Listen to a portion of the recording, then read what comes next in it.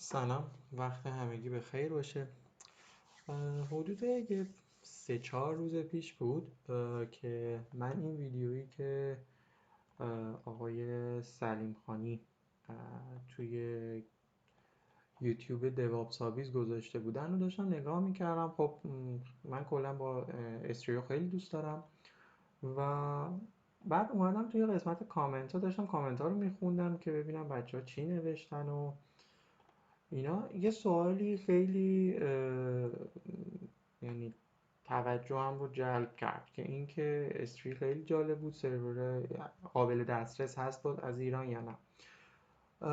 و خب حالا هم خود آقای سلیم خانی جواب دادن و هم خب خود دوابس هابیز جواب دادن. خب داستانی که وجود داره، یعنی من اگر باشم، خب من در واقع خودم این دوره مینایو رو خودم تدریس کردم، ولی خب من اگر باشم برای یه همچین وبسایتی که در واقع قراره یه ترافیک خیلی کوچولویی و کوچولو که نشه یه ترافیکی رو دریافت کنه که ممکنه سمتمون حجم زیادی ترافیک بیاره و همچین چیزایی، من سعی میکنم که بسپارمش بیرون از یعنی اون زیرساخت فعلی که موجود هست هندل بشه. علتش هم اینه که خب اگر شما واقعا شرکت بزرگی هستید و ریسورس خیلی زیادی دارید، خب واقعا میتونید اینو هندل بکنید، ولی اگر میخواهید که هزینه کمی رو بکنید و ترافیک زیادی هم بتونید نگهداری کنید، خب یکی از کارهاش اینه که میتونید اینجوری این کار رو بکنید با استری. یا حتی من فکر میکنم حتی شرکت های بزرگ هم خوبه که یعنی میتونن از این استفاده بکنن، چون یه فیچریه که تقریبا رایگان میفته و دیگه و کلا خیلی خوبه. خب حالا کاری که من کردم، گفتم خب به جای اینکه ما بیایم که یه مینایه خودمون بیاریم بالا، خب و خب خود مینترنس کردن و نگهداری اون مینایه و خودش یه داستانه و دردسرای خاص خودش رو داره و بخوایم ترافیک رو هم رو اون نگه داریم، خب داستان یکم پیچیده تر میشه.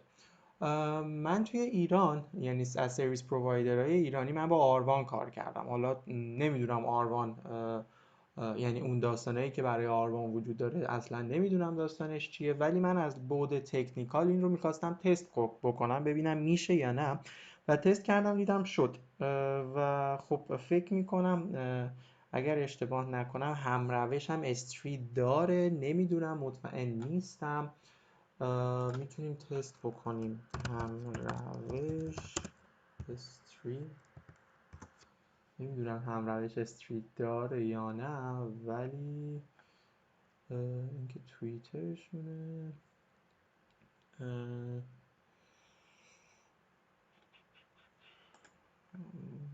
بذارید بریم رو سایت خودشون. خب این مینایوه که مینایو نه. خب خود سایت اصلیشون نمیدونم همروش استری داره یا نه. خب این که هیچی. مستندات داره. وضعیت سرویس ها، خب توی وضعیت سرویس ها قاعدتا اگر باشه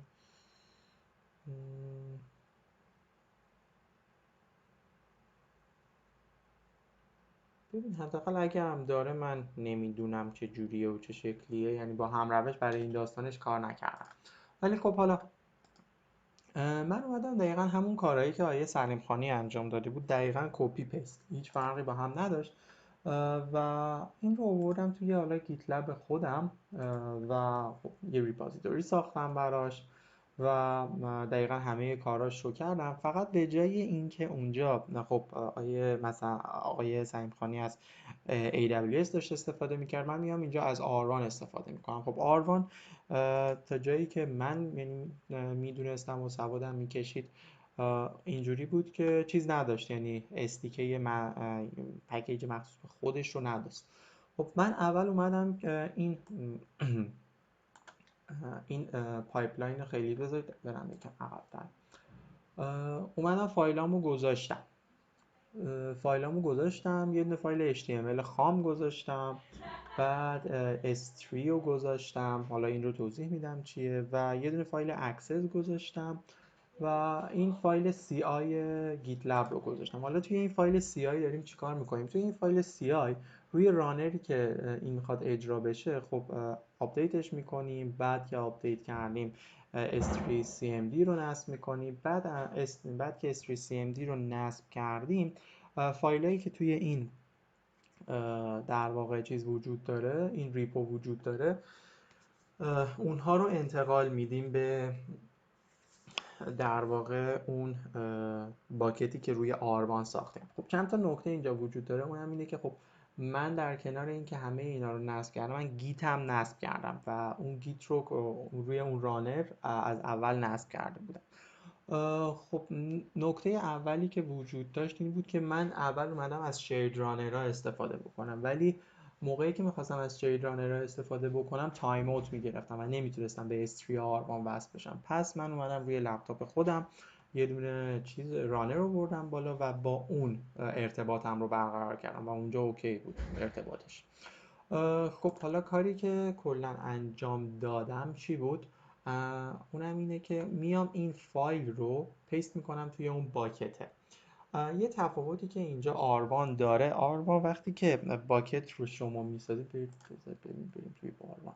خب اینجا مثلا حالا روی دیتا سنتر سیمینش، وقتی که شما یه باکت من حالا به اسم گیت لب ساختم، وقتی که میسازید، حالا مثلا میتونیم حتی یه دونه جدید بسازیم، مثلا واهاک.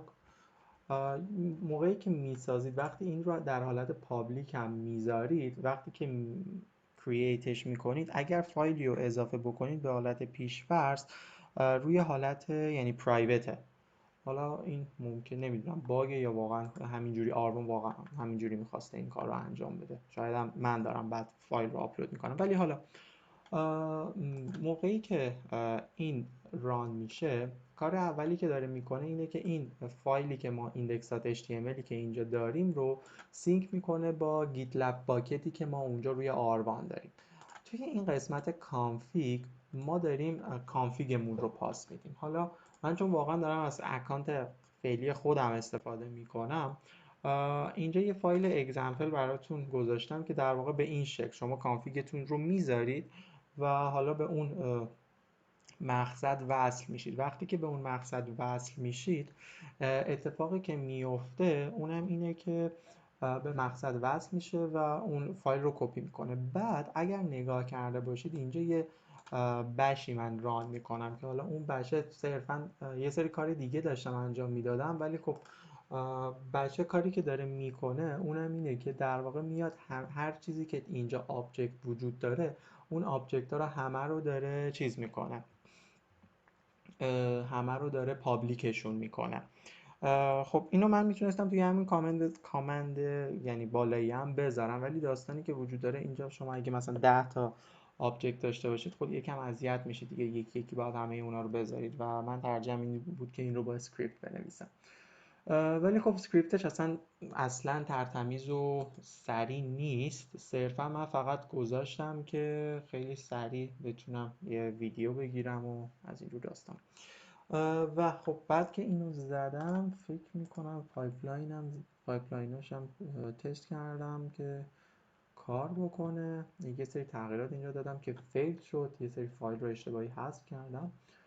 ولی خب بیایید کاری که بکنیم چی باشه. بیایم الان بیایید بریم داخل این دوستمون، کنسل این رو کلا پاکش بکنیم و بیایید اینجا بریم و توی رپومون و توی رپویی که داریم مثلا توی ایندکسمون فایل رو یه ادیت کوچولو بزنیم. ادیت رو چیکار کنیم؟ مثلا اینو بکنیم 90. نه 90. این تغییر رو میدیم، کامیت ها میزنیم، کامیت میشه و قاعدتا الان باید ران بشه. بله ران شد. یه نکته که باز بگم، من دارم از در واقع رانر خودم استفاده میکنم به خاطر همون مشکل.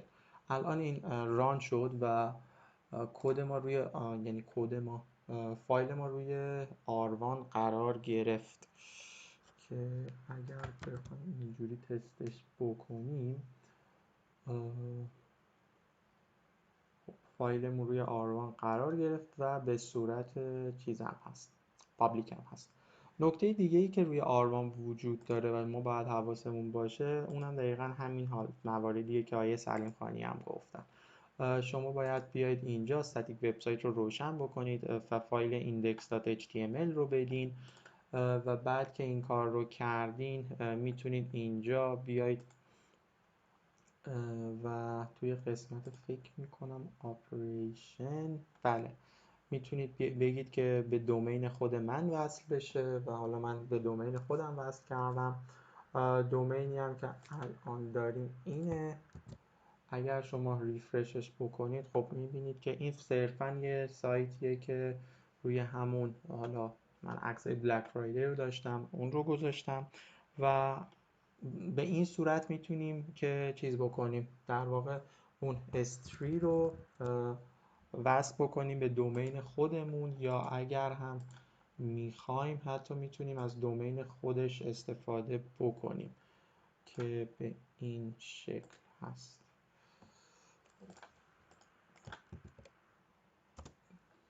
که اون هم در واقع همین رو سرو میکنه و هیچ مشکلی نداره.